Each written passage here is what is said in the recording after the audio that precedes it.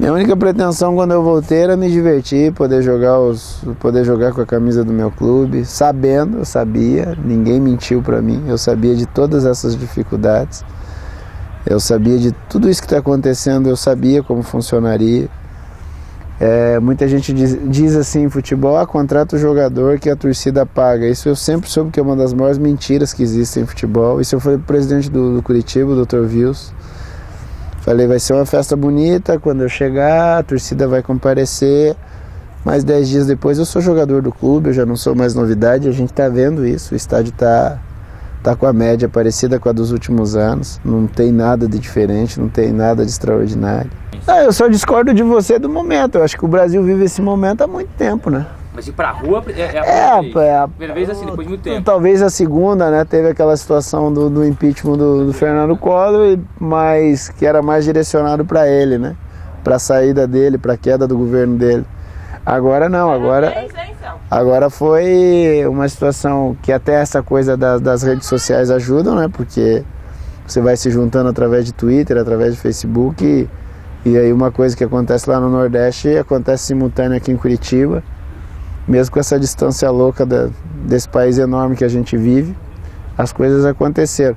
Então eu acho que esse momento de turbilhão no Brasil ele já vem acontecendo há muito tempo e agora o povo perdeu a paciência, né? O povo perdeu a paciência, não sei se foi proposital, né? No momento de Copa das Confederações, no momento em que o mundo nos olhava, mas eu acredito que foi legal porque o povo tem que ir para a rua. Nós vivemos numa democracia, uma democracia muito nova, e que de repente a gente está começando a saber usar as armas que nós temos, né?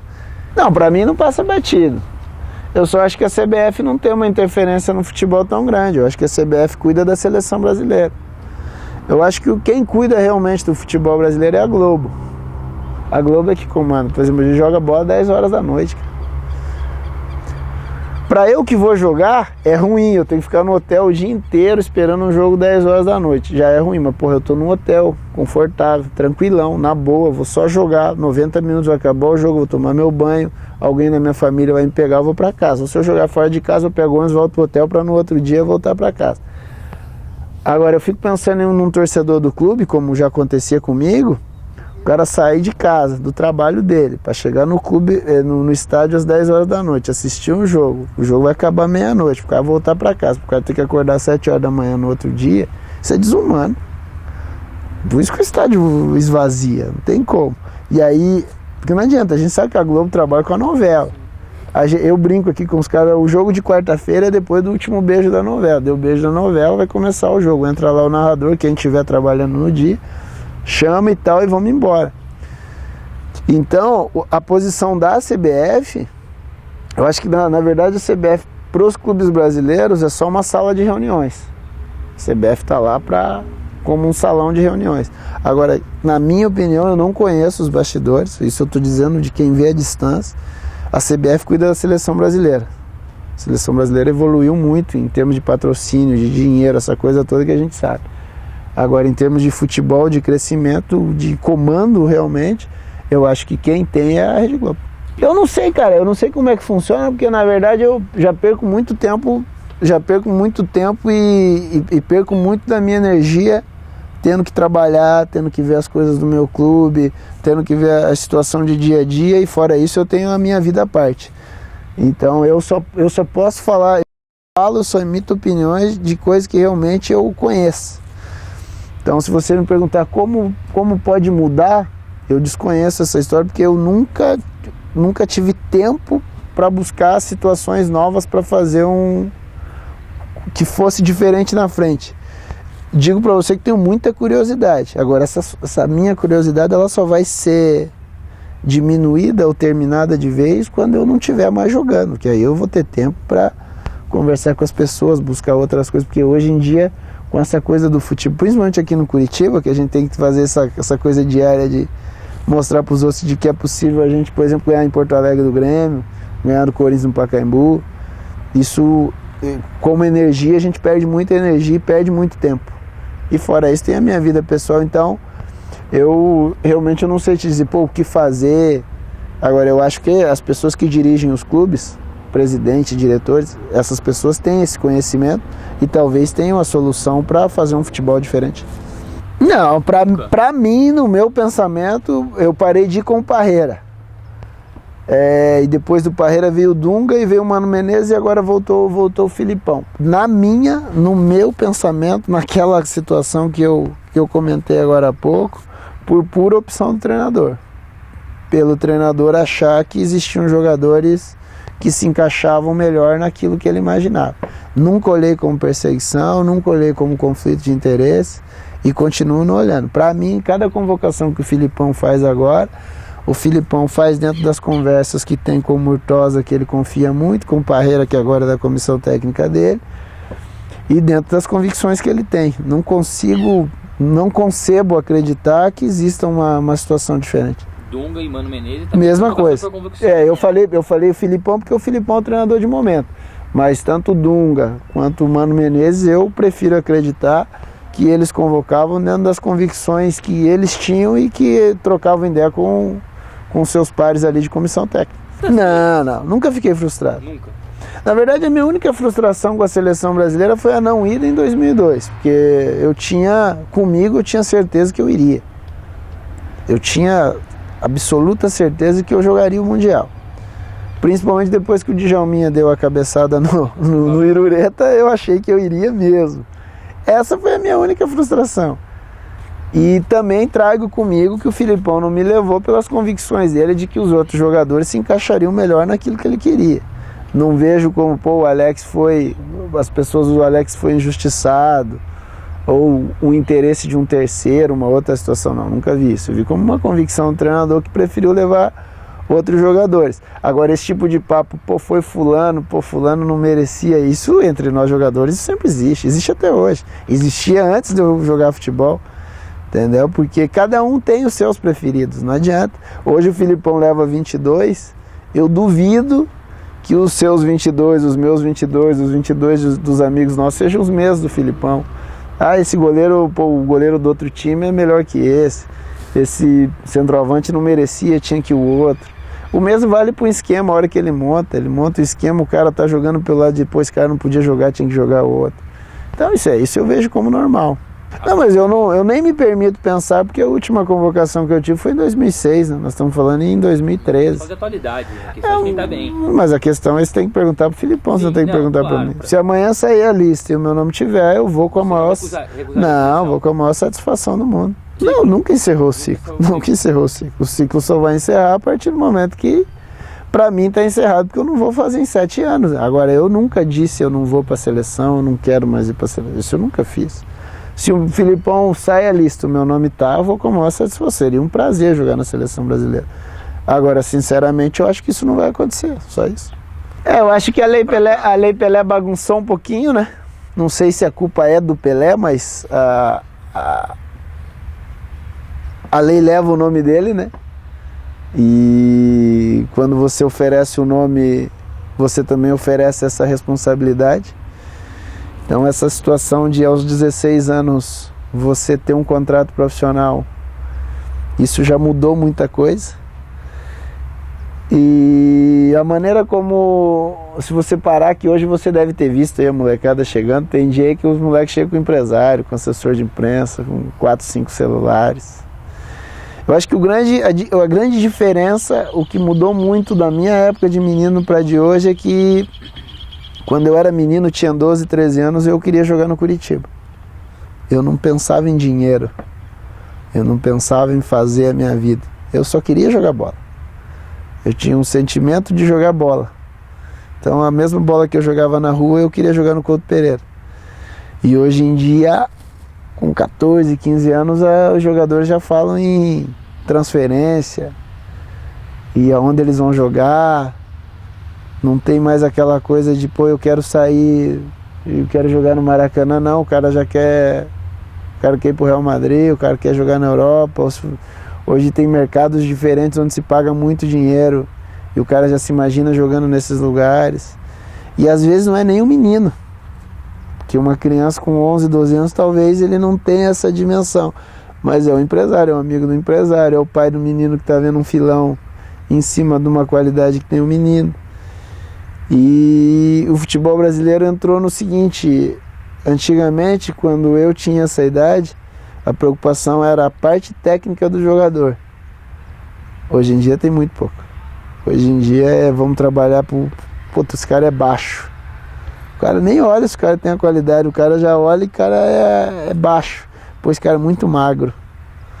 Então eu acho que essa situação da nossa escola, da parte técnica, durante um período aí nos últimos anos foi perdido. Dá tempo de recuperar. Porque eu acredito o seguinte: a principal situação pro nosso futebol é a parte técnica. Isso tem que ser trabalhado sempre. É claro que essa coisa do crescimento desorganizado como a gente viveu, a gente perdeu esses campinhos de rua. Molecada, eu, por exemplo, eu jogava futebol na rua, a rua que eu jogava hoje está cheia de casa, hoje tem alguns sobradinhos, alguns predinhos. Então isso também se perdeu, mas trazendo para dentro dos clubes, que é onde realmente se forma o jogador de futebol, deixou-se de lado um pouquinho a parte técnica e enfatizou demais a parte física. Se você me perguntar qual é a melhor liga do mundo, eu acho a melhor liga do mundo a Alemanha. De organização? No contexto geral. De organização, de público, divulgação, de qualidade de jogo. Para mim, a liga alemã é a melhor. Acaba influenciando em tudo. Tudo. Eu acho que a liga alemã ali, quando caiu o muro de Berlim e juntou as duas Alemanhas, a Alemanha foi aos poucos fazendo uma liga muito forte e para mim é a melhor liga. A Inglaterra para mim não vale, porque a Inglaterra é um monte de mecena pondo dinheiro por trás, os times são times de dono, times tradicionais como era um Liverpool antigamente já não é mais da torcida, já tem um dono. Aí você pega o Manchester City, que até 5 anos ninguém ouvia falar, foi lá um cara e deu um aporte financeiro absurdo. Então liga como clube, como contexto dessa coisa do torcedor participar no clube, dos estádios estarem lotados, de ter pouco alemão jogando fora da Alemanha, isso tudo eu acredito que a liga alemã seja, na minha opinião, é a melhor. Não, os clubes têm que se juntar. Os clubes têm que... O clube dos 13 é uma palhaçada, Não sei, é aquilo que eu falei no início da entrevista. Eu realmente desconheço esses bastidores, mas tem que passar por alguém. E esse alguém é o clube de futebol, porque nós não temos mecenas no Brasil, não tem ninguém por trás pondo dinheiro. A gente tem dificuldades nos clubes e os clubes vivem como na sua maioria. Talvez o Corinthians agora esteja se reestruturando e vendo o futebol de uma maneira diferente e talvez por isso nesse momento faça tanto sucesso, e a tendência é que faça cada vez mais sucesso. Mas a grande maioria dos clubes vive do dinheiro da televisão. E aí com o dinheiro da televisão fazem algumas loucuras, extrapola o orçamento e aí está feito um rombo grande, começa a antecipar dinheiro de televisão. Quando eu dei o exemplo da Liga Alemã, a Liga Alemã existem regulamentos que você não pode nem extrapolar o teu orçamento, porque senão você já começa a ter problemas para frente. E no Brasil a gente sabe que você quebrar a regra no Brasil, o cara acha que é legal, o cara acha que é bonito. Porque o bonito não é ser honesto, o bonito é ser malandro e quebrar uma regra. Então eu acredito que para segurar grandes nomes, e esses grandes nomes aí com 22, 23, 24 anos, a liga tem que ser forte, que é o que acontece na Alemanha. Eu, por exemplo, eu não concebo alguém falar que o Campeonato Espanhol é melhor que o Campeonato Brasileiro. Eu não concebo, porque eu não acho melhor que o Campeonato Brasileiro. Talvez Real Madrid e Barcelona sejam melhores porque têm orçamentos absurdos e conseguem contratar grandes jogadores, e o Barcelona ainda um pouco acima porque tem como formação, toda hora aparece alguém ali com muita qualidade. Agora, jogadores espanhóis, tem vários jogando fora da Espanha. Não tem tantos quanto a gente aqui, até mesmo porque a gente é bem maior do que a Espanha. Mas tem vários jogando fora. A Inglaterra, por exemplo, você vê, tem dificuldade para montar a seleção nacional, porque tem vários estrangeiros jogando. A Alemanha, nesse sentido, leva vantagem. Tem jogadores estrangeiros? Tem. Mas o cara vai lá com qualidade reconhecida para poder ajudar, agregar o que os caras já têm de bom. Então, no Brasil, a gente precisa de uma queda do Muro de Berlim para ver se se a coisa volta a funcionar. Agora entra nessa... Berlim no Brasil. Não, cara, é uma discussão enorme, porque entra nessa condição social de, por exemplo, um alemão, se o cara apertou tua mão e falar que aquilo vai funcionar daquele jeito, vai funcionar daquele jeito. A gente sabe que brasileiro, eu tô exagerando, não tô dando nem as exceções, que a gente sabe que existem as exceções, mas em regra o cara assina com você esperando que você vá para a justiça contra ele depois, porque aí a justiça vai demorar, ele ganha prazo para te pagar na frente. A gente sabe que foi. Então, se veja, em uma resposta a gente já saiu de futebol, já entrou na parte trabalhista, vai lá para o judiciário decidir. Isso já passou quanto tempo? Tem clubes aí endividados, não é nem de time que fez, é de jogador que mandou embora. Entendeu? Por exemplo, o Curitiba é um exemplo. O Curitiba tem aí 40, 50 jogadores. Os caras brincaram esses dias que se voltar todo mundo, tem mais de 70 jogadores no vestiário. Aí esses caras têm contrato. Só de imposto pro clube é muito dinheiro pro clube pagar. Então, nesse sentido, que eu digo que demora um pouco, mas se organizar, dá para fazer. Agora, quanto tempo vai... como eu sou otimista por natureza, eu acredito que eu vou ver uma liga brasileira forte. Mas quando eu digo forte, é com o estádio cheio, com bons jogos, com o público participando, com as pessoas sabendo o que os seus dirigentes estão fazendo, para não ter esse tipo de confusão que a gente vê até hoje. O jogador sai, mete o clube na justiça para receber, não sabe quando vai receber, ou o cara já tenta te contratar sabendo que não vai te pagar. A gente passa por isso aqui no Curitiba. Tem clubes aí que não quer contratar o cara, mas quer bagunçar o nosso time, liga pro cara e fala, pô, vou te pagar 200 mil, mas o cara sabe que não tem condição de pagar, só para bagunçar a cabeça do jogador. E aí, se o cara assina o contrato lá na frente, ele vai receber, sabe Deus quando, depois de assinado, vai ter que ir para a justiça. Então, esse tipo de condição é uma coisa social também, porque a gente é vou ali, vou tirar vantagem do cara. Então, nesse sentido que eu digo, a Liga Alemã, a coisa funciona melhor, porque não sei se também é assim 100%, estou falando a distância daquilo que eu vejo. Nunca tive na Alemanha, só de conversar com alguns, mas todos falam a mesma coisa. Um alemão falou, gente, é isso, acabou, não tem mudança. E no Brasil a gente sabe que tem muita curva no meio do caminho e isso dificulta bastante.